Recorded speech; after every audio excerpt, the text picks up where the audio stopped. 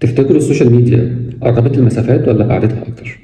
ده سؤال كده بيجي في بالنا يعني ما بين كلام كتير. عمرك حسيت كده إنك قريب من ناس كتير قوي بس لوحدك؟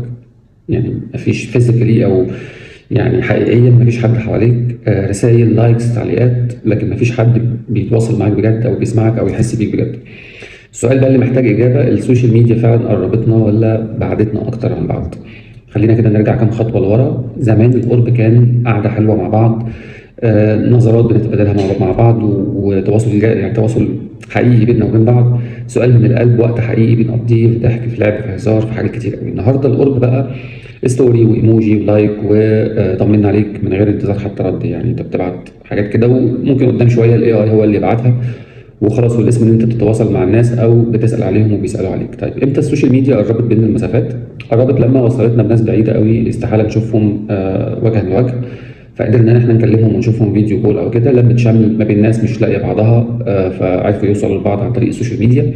دعمت حد محتاج حقيقي يعني، خلت صوت ناس مسموع عن شكوى، عن ظلم او قهر تعرضوا ليه، فتحت باب معرفه وحوار بين ناس من ثقافات مختلفه من بلاد مختلفه. هنا السوشيال ميديا كانت عباره عن جسر، ما كانتش عباره عن بديل للتواصل الحقيقي او الطبيعي.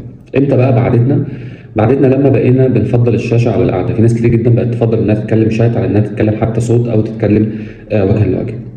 نكتب بدل ما نتكلم، نعمل لايك بدل ما نسال، نعرض حياه مش حقيقيه وحياه فيك، ونقارن نفسنا بغيرنا وامور كتير قوي. بقينا متصلين بس مش متواجدين مع بعض ومش حاسين ببعض بجد. الحقيقه بقى اللي انت لازم تعرفها او اللي هي لازم تتقال، السوشيال ميديا ما كسرتش العلاقات لوحدها، هي كشفت بس ضعفها. يعني اللي كان قريب بجد فضل قريب، واللي كان سطحي بان مظاهره حقيقته ان هو كان سطحي اصلا، ما كانش ده تواصل حقيقي او ما كانش بيحب وجودك او قعدتك ان هو يشوفك فيس تو فيس يعني. طيب نعمل ايه بقى علشان نقرب تاني ونلغي الموضوع ده؟ خلي المكالمه دايما قبل الرساله. يعني لو انت بعيد عن شخص كلمه احسن، صوت او صوره او كده افضل بكتير من ان انت تبعت رساله على السوشيال ميديا او تتكلموا في موضوع مهم على الشات او كده. يعني القعده مع بعض افضل كتير جدا من ان انت تنزل ستوري وتحن الايام انتوا بينكم وبين بعضهم عشان هو يعمل لايك وانتوا تكتبوا مع بعض شات وكده. لا، روحوا تقابلوا، اقعدوا مع بعض، احسن بكتير. السؤال الحقيقي اهم من اللايك اللي انت بتعمله، الخصوصيه قبل الاستعراض، والوقت مع اللي بتحبهم اهم كتير من اي فولو او من اي متابعه او كده. السوشيال ميديا مش بديل للإنسان يا جماعة مهما كانت، ولا عمرها هتعوض حضن وإحساس ولا نظرة ولا كلمة في وقتها كنا محتاجينها. هي بقى عبارة عن أداة، إما بتقربك فعلا أو بتزود المسافة بينك وبين الناس اللي أنت بتتواصل معاهم حسب استخدامك وحسب طريقتك. السوشيال ميديا قربت اللي كان بعيد فعلا، بس أحيانا بعدت اللي كان قريب.